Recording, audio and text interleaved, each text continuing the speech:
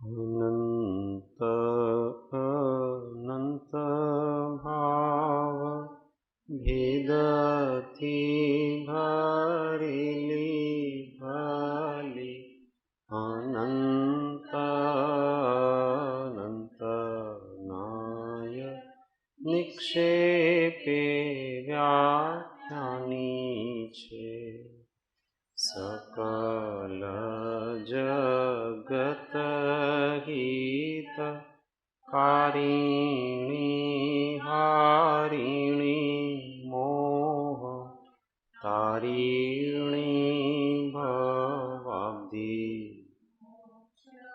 चारिणी प्रमाणी छे उपमाख्यानी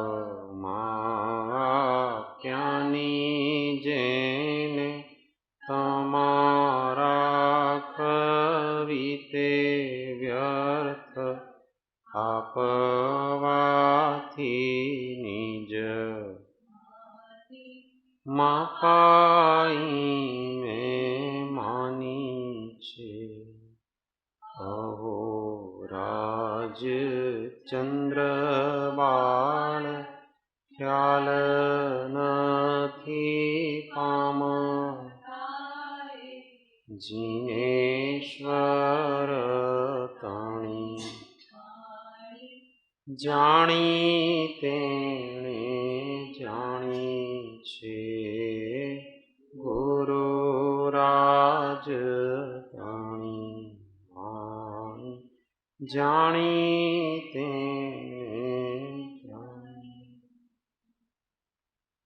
अणमियुण सव सिद्धे जाणुत्तम कविद दीह संसारे दस दस दो दो यजिणे दस दो अणुपेहणम गोच्छे ओ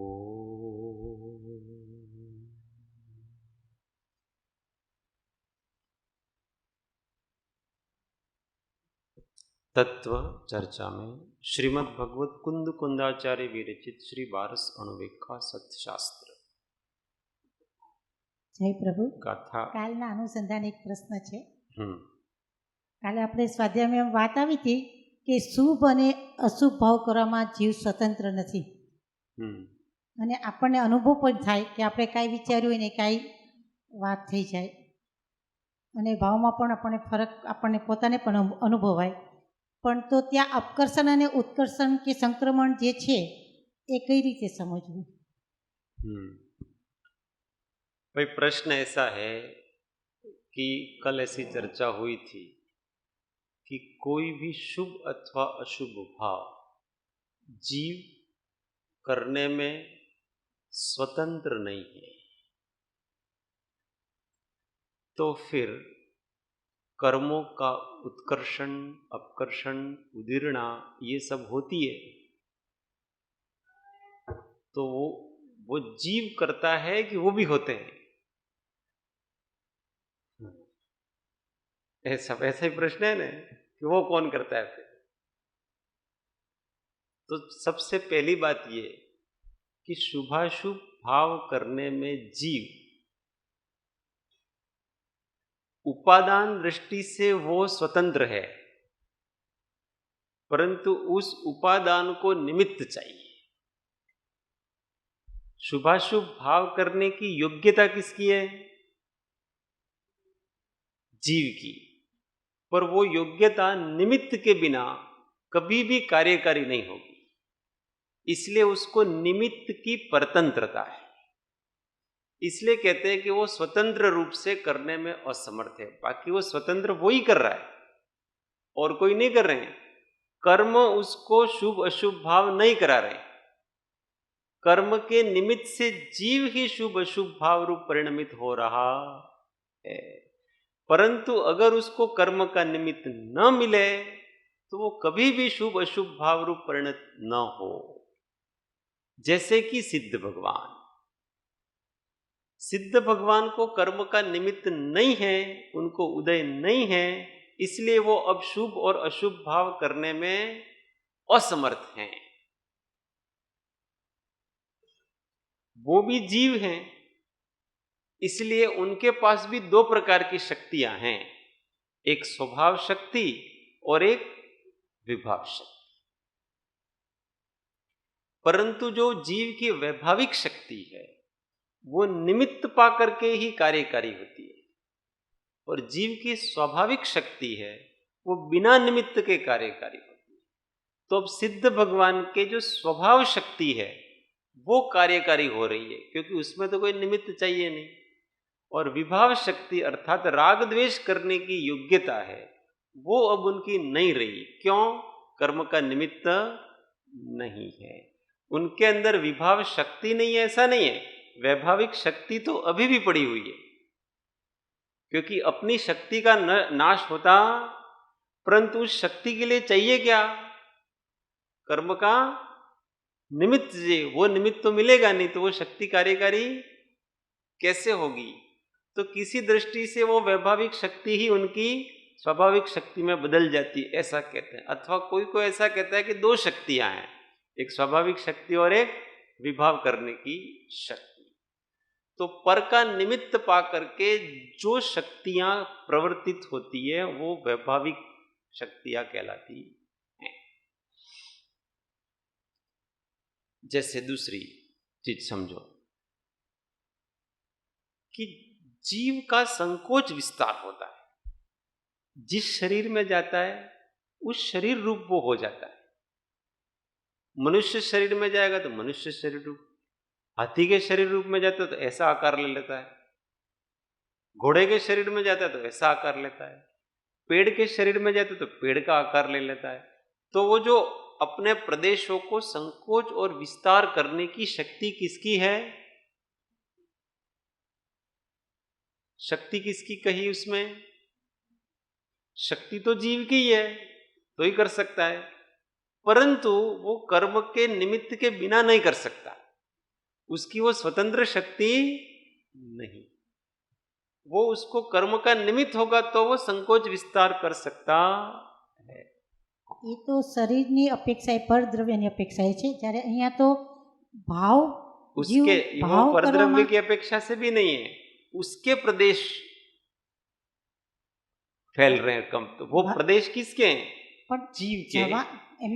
એને જવાનું તો પરદ્રવ્યમાં છે ને શરીરમાં છે, આ તો ભાવ તો જીવની પરિણતિ છે। हाँ, तो वो प्रदेश भी जीव की परिणति है। और ये भाव हुआ तो अब अपने को ऐसा कर समझना कि जो भाव करने का जीव का स्वभाव है, तो विभाव करने के लिए उसको कर्म के उदय का निमित्त चाहिए, पर विभाव करने की शक्ति किसकी है? जीव की शक्ति। अगर उसकी शक्ति ना हो तो विभाव कर सकता नहीं है। क्रोध मान माया लोभ कौन करेगा? जीव करेगा। अब ऐसा कहा कि वो कर्म के उदय के बिना कर सकता नहीं है, तो अब शुभाशुभ भाव करने से क्या होता है? कर्म का उत्कर्षण अपकर्षण वगैरह होता है, तो उसमें तो कोई दिक्कत नहीं है। आपके शुभ भाव हुआ, किसके निमित्त से हुआ? शुभ कर्म के निमित्त से हुआ। शुभ कर्म के निमित्त से हुआ तो अब आपके अशुभ जो पाप कर्म है उसकी स्थिति कम हो सकती है, उसका अपकर्षण हो सकता है, उसका संक्रमण भी हो सकता है, ये कोई दिक्कत नहीं है। और अगर आप कर्म के उदय से आपने पाप भाव किया, उस पाप भाव से आपका जो वो पुण्य भाव था, उस पुण्य भाव का अपकर्षण भी हो सकता है, स्थिति कम हो सकती है, उदीर्णा जो भी होता है। तो पाप पुण्य का इस प्रकार से एक दूसरे में हो सकता है, परंतु पाप और पुण्य दोनों भाव कर्म के निमित्त से ही होते हैं, और कर्म के निमित्त से जो होते हैं उसमें उनके एक दूसरे के उत्कर्षण अपकर्षण आदि होने में कोई दिक्कत नहीं है। और पाप और पुण्य दोनों का स्थिति अपकर्षण उत्कर्षण उदीर्णा आदि करनी है, तो जब आत्मा का आश्रय लेता है, शुद्ध भाव का आश्रय लेता है, तो जो पुण्य भाव हैं, पाप तो हो ही रही है, उनका अपकर्षण वगैरह उदीर्णा वगैरह, और वो जो पुण्य भाव हैं उस पुण्य भाव की स्थिति वगैरह घटती है, संपूर्ण रूप से तो वो जाती नहीं है, संक्रमण भी होता है, स्थिति भी घटती है। अनुभाग का वेदन पुण्य भाव का शुद्धोपयोग से भी वो उसको कम नहीं कर सकता। विपाक को जितना विपाक आपने बांधा है पुण्य का, उतना विपाक आपको वेदना पड़ेगा। शुद्धोपयोग से भी आप पुण्य कर्म को पूर्ण रूप से क्षय कर सकते नहीं, परंतु शुद्धोपयोग से होता क्या है कि उसकी स्थिति कम हो जाती है। तो जो पुण्य कर्म आपको करोड़ों वर्ष भोगना था, उसको आप अंतर मुहूर्त में भोग लेते, तो उसका अपकर्षण स्थिति कम भी हुई, उसी का नाम उदीर्णा भी। अपकर्षण पूर्वक ही उदीर्णा होती है, और वो उदीरित हो गया और उसकी निर्जरा हो गई। तो ये तो शुभाशुभ के लिए तो कर्म का उदय जरूरी है, और शुद्ध के लिए कर्म का उदय जरूरी नहीं। अब आपके प्रश्न का क्या बराबर? શુભાશુભ કરવામાં તો ઉદય હોય ત્યારે આપણે સ્થિરતા પણ રાખી શકીએ ને, તો સ્વતંત્ર इसलिए स्वतंत्रता स्वभाव में है, शुभाशुभ में नहीं है। आपके स्वभाव में रहने में जीव हमेशा स्वतंत्र है, वहां तो कोई परतंत्रता कहीं नहीं है। स्वरूप में स्वतंत्र है, परंतु विभाव रूप होने में तो वो स्वतंत्र। आपको थोड़ा गुस्सा आया, अब आपको बहुत गुस्सा करना है, वो आपके हाथ में नहीं है। आप चाहोगे मैं उस गुस्से को जरा तेज करूं, वो आपके हाथ में नहीं है। परंतु मैं शांत रहूं, ये आपके हाथ में है। गुस्से को तेज करने के लिए क्या चाहिए? आपको एक तो क्रोध मोहनीय कर्म की अंदर से उदीरना चाहिए, और ऐसा आपको उत्तेजित करे, ऐसा कोई बाहर में पदार्थ चाहिए, अथवा मानसिक चिंतन, संकल्प, स्मरण वगैरह वो चाहिए। और अगर वो सब नहीं हो, कभी कभी ऐसा होता है ना, बाहर तो कोई निमित्त होता नहीं है, पर अंदर अंदर बातें याद कर करके अपना गुस्सा बढ़ता रहता है। बढ़ता है कि नहीं बढ़ता है? तो वो अंदर की बातें अगर आपको स्मरण आई, वो स्मरण है ना पूर्व का, वो उसमें नौकर्म का काम करता है, और उस स्मरण से आपका वो बढ़ रहा है अंदर, आकुलता कहो, क्रोध कहो, वो सारा। अब आपको स्मरण ही नहीं आए, वो आप किसी काम में लग गए, अथवा कोई वो याद ही नहीं रहा आपको क्या क्या बात कही थी यार, उसने ऐसा भी कहा था, वैसा भी कहा था, अरे यार भूल गए कैसा कहा था। वो स्मरण नहीं होगा तो आपको वो गुस्सा भी नहीं आएगा।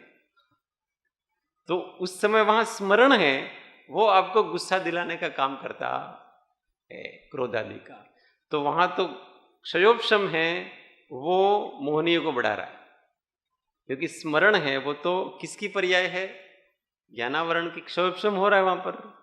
उस क्षयोपशम से आपको क्या हो रहा है? बात याद आ रही है, वो बात याद आ रही है, इसलिए आपका गुस्सा बढ़ रहा है। तो वह मोहनीय का उदय है, ज्ञानावरण का क्षयोपशम है। वो ज्ञानावरण का क्षयोपशम ही आपके नौकर्म रूप में काम कर रहा है।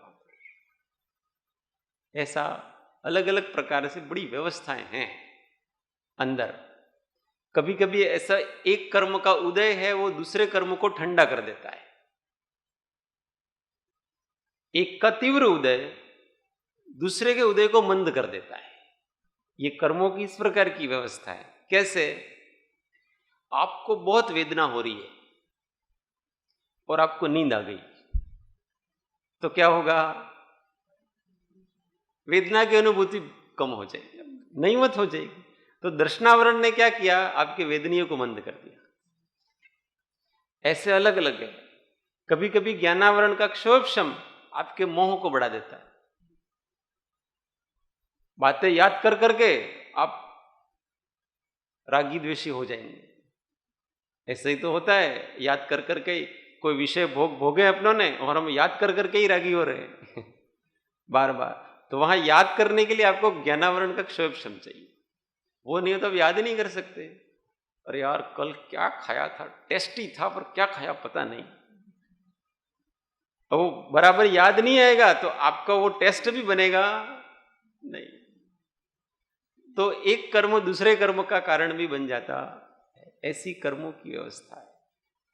परंतु अगर आपको हमेशा स्वभाव में रहना है, तो वहां किसी कर्म की जरूरत नहीं, न कर्म के उदय की जरूरत है, न कर्म के क्षय की जरूरत है, न कर्म के क्षयोपशम की जरूरत है, और किसी की जरूरत है, न उपशम की जरूरत है। आप स्वभाव दृष्टि करोगे तो उस कर्मों में फेरफार अपने आप हो, वहां किसी उदय की आवश्यकता। हम ऐसा करके मैं कर्म में पहले उपशम कर दूं, आप कर्म में उपशम नहीं कर सकते, परंतु आप स्वभाव की दृष्टि करोगे तो कर्म में उपशम अपने आप हो।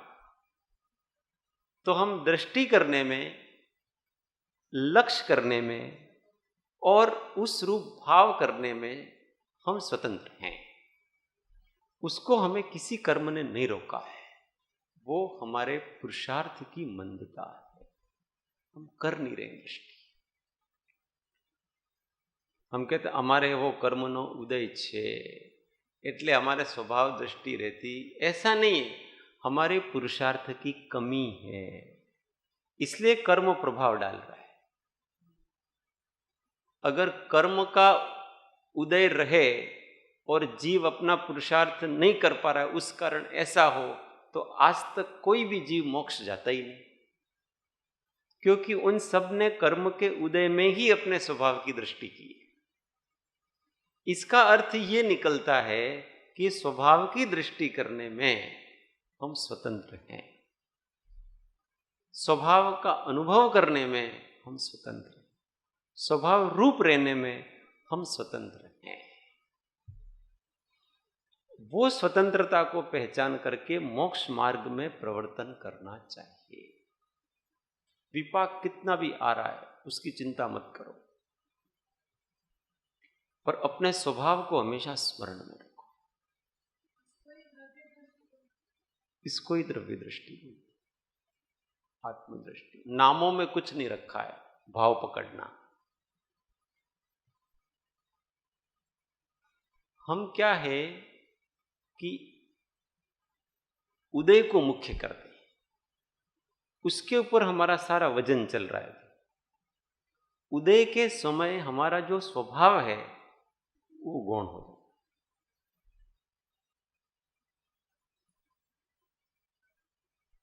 हमारे कितने भी तीव्र असाता का उदय हो और वो हमारे अनुभव में भी आ रहा है, ज्ञान में भी आ रहा है, परंतु वहां हम ज्ञान की मुख्यता करें कि मैं ज्ञान स्वरूप हूं, इसीलिए ये असाता हो रही है और इसलिए मेरे अनुभव में आ रही है। अगर मैं ही नहीं होता तो अनुभव कौन करता? ये तो अच्छी बात है कि जितना तीव्र अनुभव हो रहा है उतना अधिक ज्ञान बढ़ रहा है, अधिक अनुभूति तीव्र हो रही है। उस अनुभूति के ऊपर लक्ष्य दें। इतने सारे पदार्थ दिख रहे हैं, ठीक है, किसके कारण से दिख? प्रकाश के कारण से दिख। अगर प्रकाश ना हो तो एक भी दिखे, तो जीव की दृष्टि पदार्थों के ऊपर है। जो प्रकाशित होता है सूर्य के प्रकाश से, उन प्रकाशित होने वाले पदार्थ के ऊपर है, पर उस प्रकाश के ऊपर नहीं है। ऐसे ये चैतन्य प्रकाश।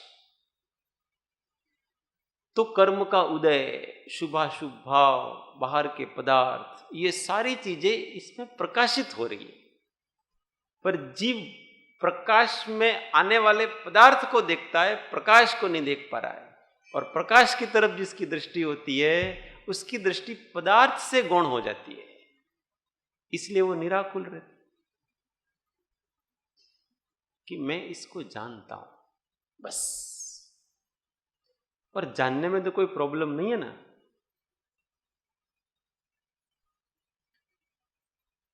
वेदन होता है, कुछ होता है, प्रॉब्लम किस में बताए?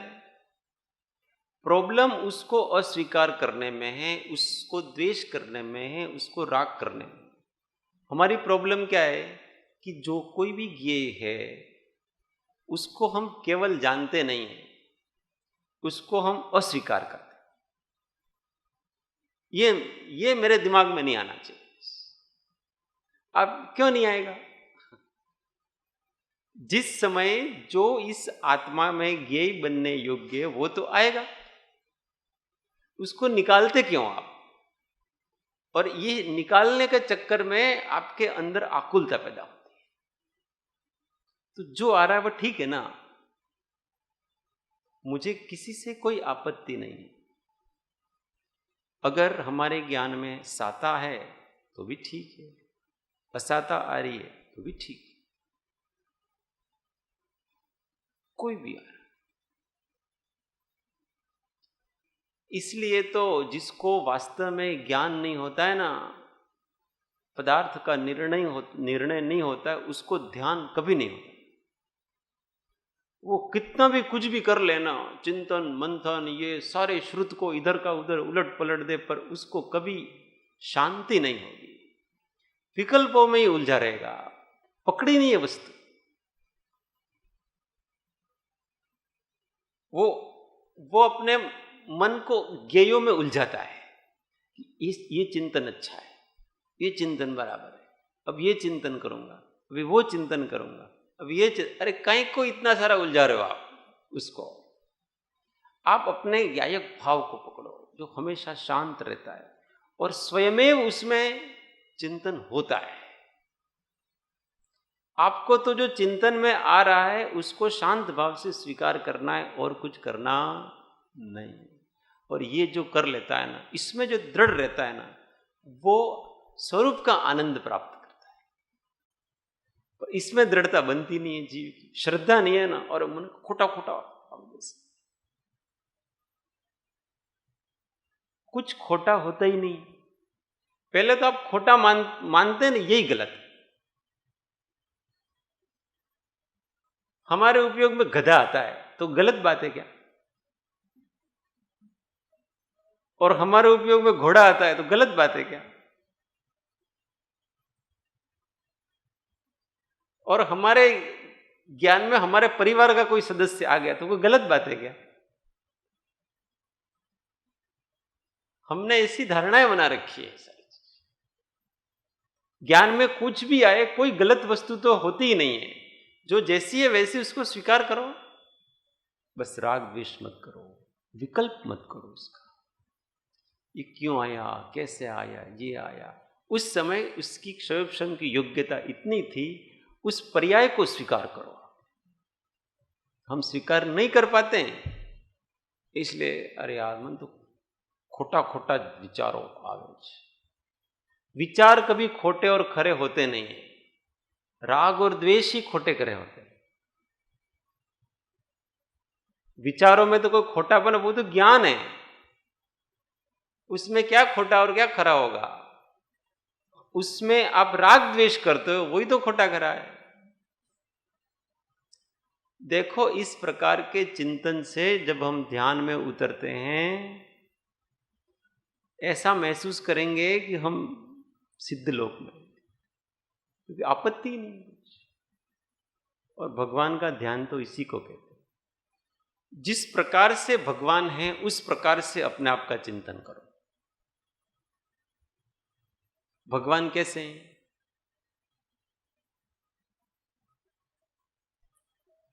भगवान के ज्ञान में समस्त विश्व आ रहा है। आ रहा है कि नहीं? और उनके अनंत काल में पीछे हुए मम्मी पापा उनके ज्ञान में आ रहे कि नहीं आ रहे? अपन कहते हैं कि मम्मी पापा नहीं आने चाहिए अपने ज्ञान में, राग हो जाएगा। उनके आ रहे कि नहीं आ रहे?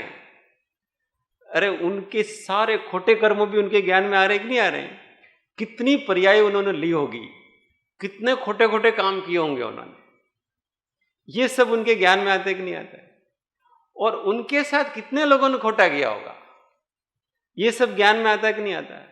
अरे वर्तमान में उनकी कितनी निंदा कर रहे हैं, ये उनके ज्ञान में आता है कि नहीं आता है?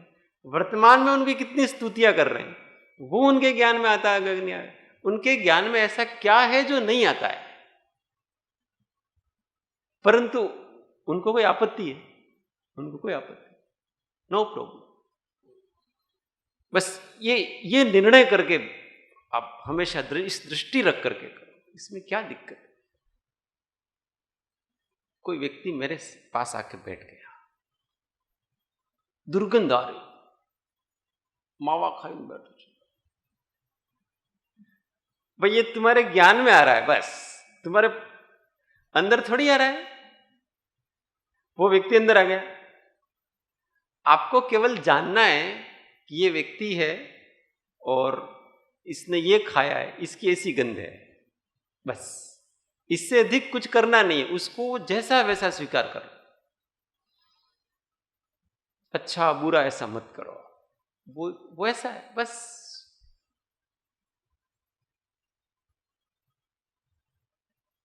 गंदी वस्तु याद आ जाती, अरे यार, खाते समय जो गंदी वस्तु याद आ गई तो क्या होगा? अपने को अपना खाना बिगड़ जाता है। यार नाम मत लेना ऐसी वस्तु, नाम लेंगे अंतराय हो जाएगा हमारा। भाई आपने वस्तु को गलत मान रखा है।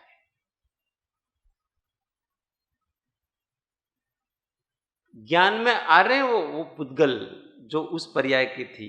ज्ञान तो हमारा ही है सारा का सारा। ज्ञानी कभी विचलित नहीं होता है अपनी स्मृतियों से। वो केवल स्मृतियां ही तो हैं, और क्या है। बस वो जैसे हैं वैसे जानो, स्वीकार करो वो ऐसा था। पर स्वीकार नहीं होता है, जुगुप्सा आती। सेवा इसलिए तो नहीं कर पाते अपन, किसी की गंदगी खूब है। क्यों? ऐसा लगता है कि हम उसको जान नहीं पाते हैं। केवल दुर्गंध आ रही है, दुर्गंध को जानना है कि ये दुर्गंध है, बस। हमारा काम इतना ही था, पर हम उससे नफरत कर बैठते हैं। ये नफरत कहां से आई? ये आत्मा का स्वभाव नहीं है। उसको जानना आत्मा का स्वभाव है, पर उससे घृणा करना वो आत्मा का स्वभाव नहीं। इसके लिए घृणा करने के लिए क्या चाहिएंगे? जुगुप्सा नो कषाय वेदनीय का उदय चाहिए। अब एक ही बात में कहीं घृणा आएगी, कहीं नहीं आएगी। देखो कर्म का उदय। एक मां है, अपने बच्चे का जो मल है ना वो साफ करती, उसको वहां घृणा नहीं आ रही। और उसी घर में उसकी नौकरानी एक दिन बच्चा लेकर के आई। छोटा बच्चा था बेचारा, और उस बच्चे ने पोटी कर दी। अब उसको आया गुस्सा, अरे तो जल्दी जल्दी उठा इसको, कि तेरा बच्चा भी इतना ही था, ऐसा ही था, उसी प्रकार से था। और वो जो पेट के अंदर जो निकला है ना, उसके और इसकी तासीर में कोई अंतर नहीं है। परंतु अपने बच्चे का मल है, उसमें जुगुप्सा नहीं आ रही है, उसमें जुगुप्सा आ रही है। कारण पता है क्या है? कि अभी उनके जुगुप्सा नौ कषाय का उदय तीव्र चल रहा है, और पहले राग के कारण से नौ कषाय मंद पड़ गई थी।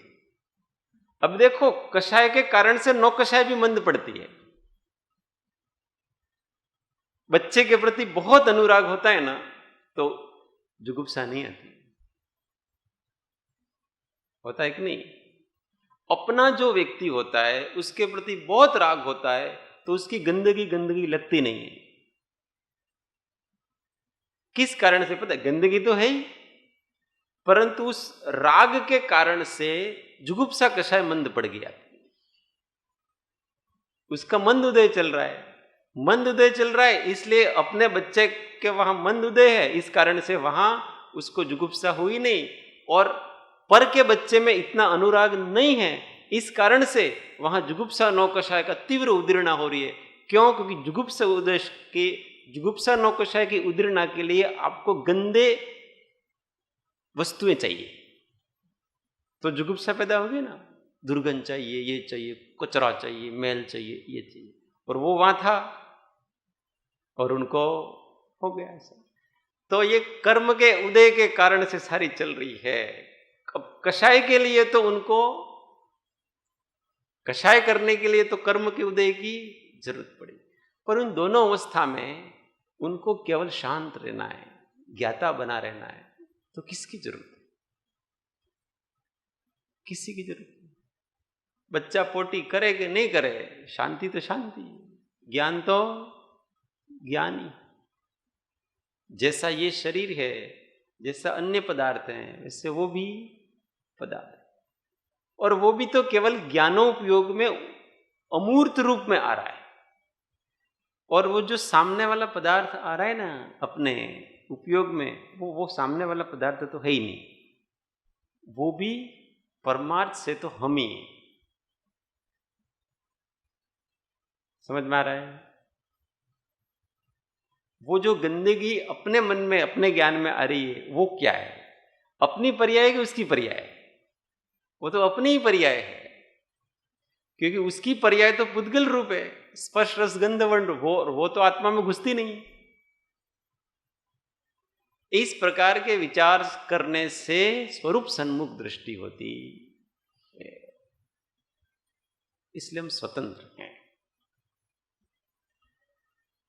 चलो, ये चीजों को बहुत अधिक विचार चिंतन करना चाहिए, क्योंकि राग द्वेष की निवृत्ति जिस चीज से होती है ना, वो काम अपने को करना।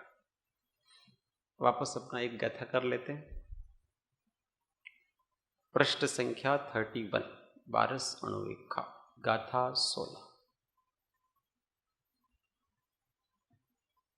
एको करे दिपुण्यम, एको करे दिपुण्यम, धम्म निमित्तेन पत्तदानेन, धम्म निमित्तेन पत्तदानेन, मणुवदेवेषु जीवो, मणुवदेवेषु जीवो, तस्य फलं भुञ्जते इक्को, तस्य फलं भुञ्जते इक्को।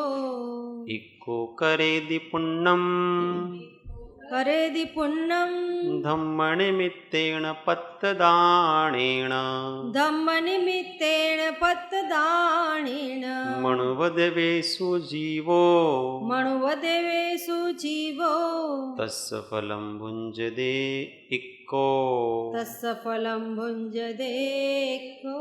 सौ साथी। इक्को करेदि पुण्यं, धम्म निमित्तेन पत्तदानेन, मणुवदेवेषु जीवो, तस्य फलं भुञ्जते इक्को। हिंदी पद्यानुवाद। दे पात्र दान उस धर्म निमित्त आत्मा, एक ही करत पुण्य ए महात्मा, होता मनुष्य फलतः दिवि देव होता।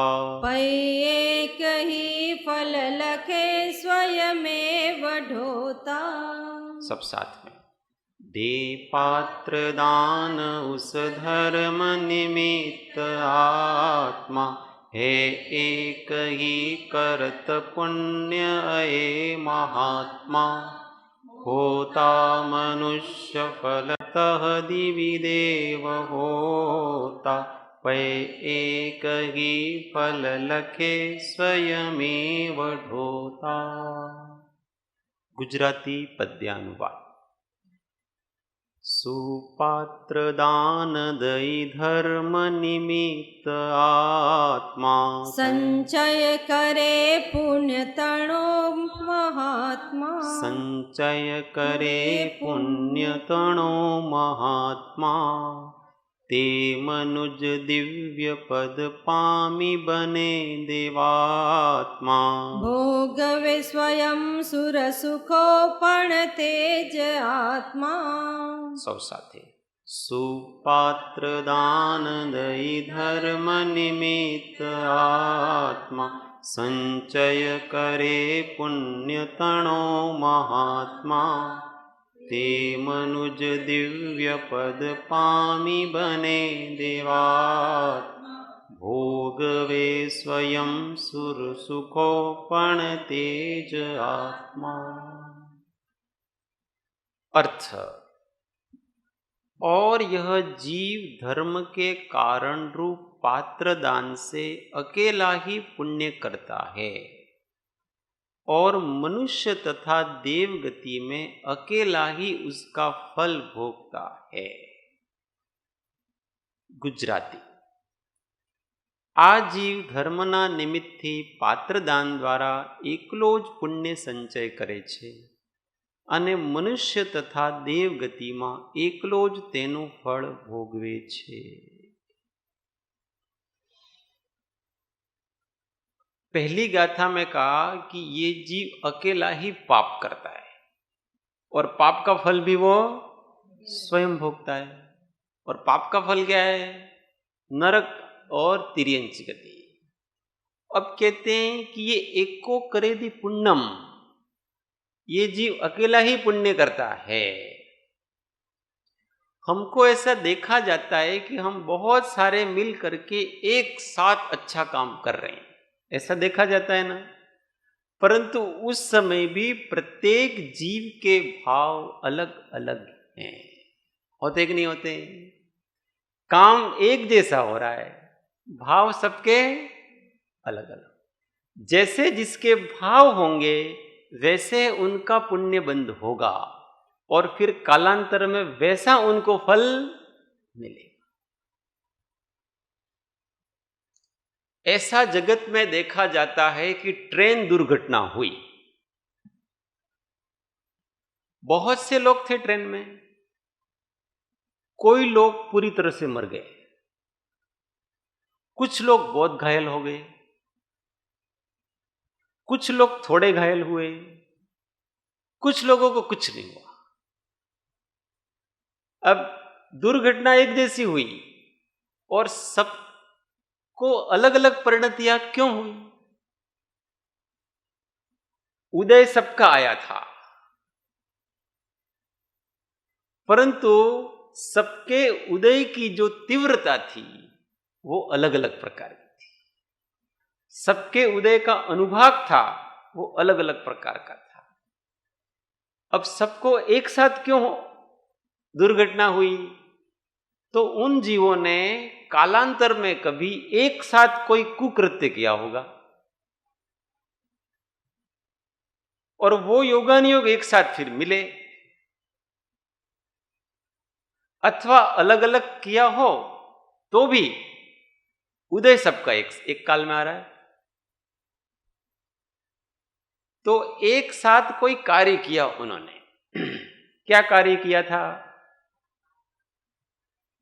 कि गांव में एक स्त्री थी, उसको डायन कह करके गांव वालों ने जला दिया. पहले तो उसको बहुत पीटा, गालियां दी और गालियां दे करके फिर बाहर लाए घसीट के और फिर उसको गधे पे बिठाया, काली पोथी, और फिर बीचों बीच चौराहे पर ला करके उसको बेचारी को जला दिया. ये सारा काम किसने किया? सारे गांव वालों ने किया. किया कि नहीं किया? परंतु इसमें बहुत सारे लोग थे, उन सारे लोगों के भाव एक जैसे नहीं थे. जो बहुत आगे आ रहे थे ना उत्साह से, उनको तीव्र बंध हुआ. जिन्होंने केवल ऐसा कि यार वास्तव में ये गांव में बच्चे भी बहुत मर गए हैं, बड़े भी मरते रहते हैं, सुना जाता है कि ऐसे डायन होती है वो खा जाती है, ऐसे अंधविश्वास चलते. तो अच्छा है यार इस गांव में नहीं रहने, मर जाए तो अच्छा है. एक उनके ऐसे भाव, पर वो खुद मारने के लिए नहीं दौड़ रहे, पर जो ऐसा कर रहा है उसकी वो अनुमोदना कर रहे हैं. एक कुछ लोग ऐसे भी होते हैं, अरे यार ये ठीक है कि डायन है, हम मानते हैं, परंतु इसका मतलब ये थोड़ी है कि महिला को आप जला दो. ये तो बहुत अच्छी बात तो नहीं है. और दूसरी तरफ उसको ऐसा भी हो रहा है कि यार पता नहीं अपने बच्चे का भी नंबर आए, इसलिए जो कर रहे हैं वो करने दो. और एक ऐसे होते हैं कि उसका विरोध करते हैं कि ये गलत बात है, नहीं करना चाहिए, हम तुमको ऐसा नहीं करने देंगे. ये चारों प्रकार के लोग वहां मौजूद हैं और चारों उस घटना स्थल पे हैं और चारों उस एक प्रसंग से अलग अलग प्रकार के कर्म बांधते.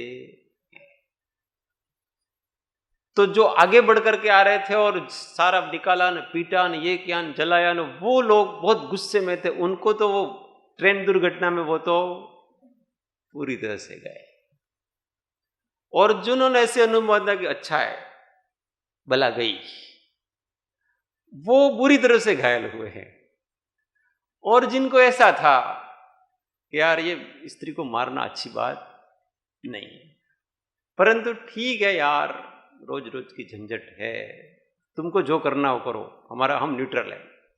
इसमें अन्याय के समय न्यूट्रल रहना भी थोड़ा बहुत दोष है। उस समय न्यूट्रल नहीं रहना था, आपको सत्य का पक्ष लेना था। आप वहां खड़े थे, आप खड़े हो और आप ऐसा हो रहा है और आप इसका विरोध भी नहीं कर पा रहे हो, तो उनको थोड़ा कष्ट हुआ।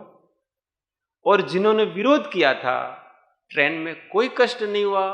उल्टा क्या हुआ पता है?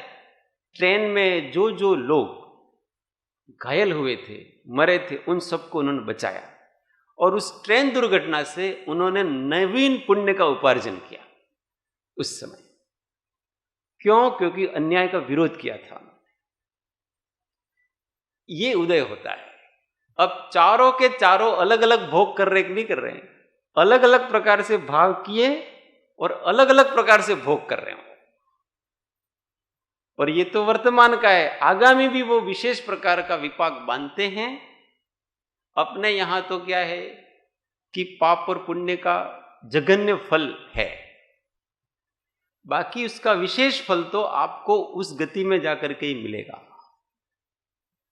क्योंकि हमारे पास ऐसी कोई साधन सामग्री है नहीं कि आपके घोर पापों को हम दंड दे सके। हम तो ज्यादा से ज्यादा क्या कर सकते हैं? जैसे किसी व्यक्ति ने किसी की हत्या कर दी, तो हम ज्यादा से ज्यादा क्या कर सकते हैं? फांसी चढ़ा देंगे। पर उसने तो एक की नहीं अनेकों की है। उन सबका दंड कहां मिलेगा उसको? और वो तो दिन भर कर ही रहा है। तो वो सारा दंड देने की योग्यता हमारे पास ऐसी साधन सामग्री ही नहीं है। तो हम तो यहां उसको केवल फांसी दे देंगे और वो नरक में जाकर के पड़ेगा और असली फल तो उसको वहां मिलने वाला है और असंख्यात वर्षों तक मिलने वाला है उस जगह में। क्योंकि उस जगह की ऐसी योग्यता है कि वहां ऐसी परिस्थितियां हैं कि उनको दुख मिलेगा। तो ये जीव कोई भी अच्छा काम करता है तो उसका भाव स्वयं करता है। जैसे गांव में आपके साधु आए, मुनिराज आए, और घर में 4 सदस्य हैं। ऐसा मानो ना कि 4 बहुएं हैं, और वो एक तो बड़ी धर्मात्मा थी और महाराज आए अपने घर में चौका लगाएंगे, भोजन करने आएंगे। बड़े उत्साह से उसकी सास ने कहा कि अपने महाराज आए, अपने चौका लगाते हैं, वो अपन भोजन कराएंगे, उनको आहार कराएंगे, पता नहीं कब आ जाए। दूसरी ने कहा ठीक, अच्छी बात है। उसके दिमाग में ऐसा नहीं आया क्योंकि उसका धर्मात्मापना कम था, इसलिए दिमाग में आएगा ही नहीं उसे। परंतु अगर किसी के दिमाग में आया तो उसकी वो अनुमोदना जरूर करेगा। ये बात सच्ची यार, आपके दिमाग में अच्छी बात है, करना चाहिए ऐसा, अनुमोदना। तो तीसरी, अरे यार अपने ठीक है ना, शांति है, कहां वो चौका लगाने की बात कर रहे हो? अपने तो रोज की रूटीन बिगड़ जाएगी अपने। तो उसको कहते कि नहीं यार, कभी कभी तो मौका मिलता है अपने को। अब वो 2 का बहुमत हो गया ना, उसकी बात मानी नहीं जाएगी, इसलिए वो भी यार चलो ठीक है यार, करो, हम भी साथ देंगे आपका।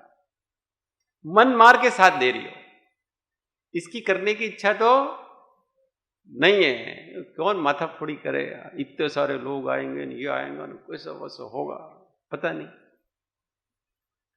पर अब करेंगे तो सही, अपने ही घर में होने वाला है। और हम साथ नहीं देंगे तो उल्टा हमारी बदनामी लोग कहेंगे, देखो इसकी तो कोई इच्छा ही नहीं होती, भाव ही नहीं होते। तो वो बिना इच्छा के साथ देती है और एक पूरा प्रयत्न करती है कि हमारे घर में चौका नहीं लगना चाहिए। उसके सासू को भी समझाती है, ये क्या फालतू में कितना तो खर्चा होता है, क्या ये होता है वो होता है, ऐसा साधुओं का क्या है, बहुत बड़ा शहर है, वो कहीं भी खा लेंगे ना, उसके क्या है, अपने क्या मिल जाने वाला है इससे। पूरा विरोध करती है वो। और फिर कोई नहीं मानते हैं ना, तो फिर वो जितनी देर तक आहार वगैरह चलते अपने कमरे में ही बैठी रहती है, आती ही नहीं। इन चारों ने अलग अलग प्रकार के कर्म माने कि नहीं माने। और आस पड़ोस के लोग जब वो महाराज आए दर्शन करने के लिए आए वगैरह, उन्होंने भी उनकी प्रशंसा करी, देखो यार बहुत अच्छा, हमको भी मौका मिलेगा तो हम भी कभी ऐसे पुण्य का लाभ लेंगे। उनके अलग प्रकार के परिणाम हुए सारे, सबने अपने अपने परिणामों का फल वहां पर पाया, एक ही घटना होती। इसलिए हम सब एक साथ रहते हैं तो भी हमारी भाव दशाएं अलग चलती। अभी यहां बैठे हैं अपन और अपने सत्संग चल रहा है, सबकी भाव दशा अलग है। किसी को तो कुछ काम याद आएगा, अरे यार 5 मिनट વધારે થઈ ગયા છે, मैं तो प्लानिंग ऐसा ही करके आया था कि मेरे पास इतना टाइम है ना, 5 मिनट વધારે खींचो यार, गलत बात है। पूरे स्वाध्याय का मटिया मेट हो गया। उस एक भावना ने क्या कर दिया, इसका मतलब आप न कुछ सीखने आए थे न कुछ करने आए थे, आप केवल और केवल वो टाइम पास करने आए और कुछ नहीं था आप। और कुछ ऐसा टाइम થઈ ગયો છે, કેટલી સારી વાત ચાલી રહી છે, टाइम થઈ ગયો છે, बंद करवी पड़શે, एक ऐसा सोचता है। तो दोनों ने एक ही क्रिया है, अब वो तो जब होगा तभी होने वाला है, क्रिया एक ही हो रहा है, एक ने पुण्य बांधा और एक ने पाप। सबके परिणाम अलग अलग ही चलते हैं इस प्रकार से, और उन निरंतर समय समय के परिणामों से हमको कर्म बंध हो रहा है और उसका फल हमको मिल रहा है। और जब उसका फल आता है तब हमारे जीवन में अप्रत्याशित कुछ होता है, यार हमने सोचा ही नहीं था इतना लाभ हो गया, हमने सोचा ही नहीं था ऐसा हो गया।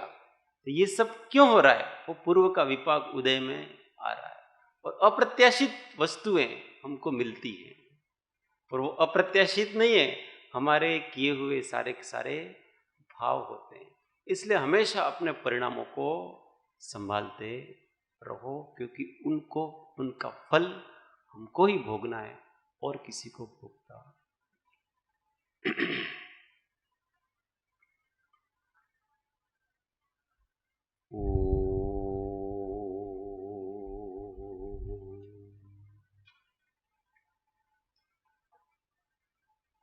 सुखधाम अनंत सुसंत चहि, दिन रात्र रहे ध्यान में, पर शांति अनंत सुधामय जी, प्राणमो पद तेवर तेज, ओ प्राणमो पद तेवर तेज।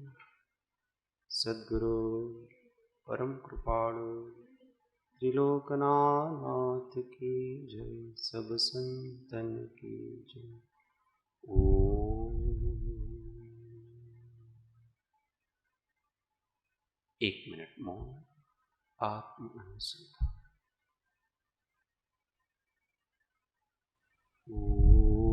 ओम शांति शांति शांति। जय जय।